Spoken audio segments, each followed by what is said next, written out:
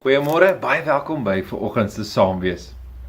Ek onthou, toe ons kinders was, het my pa altyd so mooi gesê.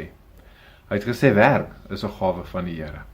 En as jy kan werk, is dit 'n voorreg.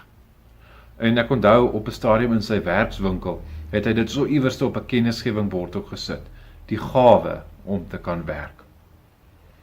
Dan blaai ek sommer so dadelik na Prediker toe. Ek blaai daar na Prediker, en ek sien daar by Prediker 3, vers 22 en Prediker 5, vers 18.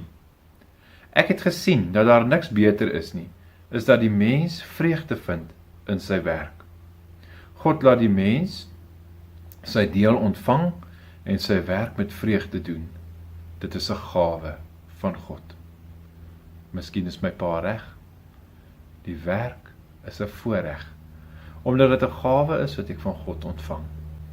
Mag jy vandag die werk wat jy doen, of jy dalk vandag dit doen en daarvoor betaal word, en of dit bloot werk is vir jou hande, mag jy dit geniet as 'n gawe en vreugde daarin vind. Kom ons bid saam. Here ons Here, baie dankie, dat ons kan sien daar is niks beter vir ons as om vreugde te vind in die werk wat ons doen nie.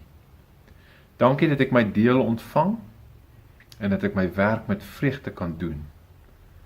Want dit is 'n gawe wat ek van U ontvang. Amen. Mag jy 'n mooi en 'n geseënde dag hê en mag jou werk, soos Prediker sê, met vreugde gedoen word. Mooi bly.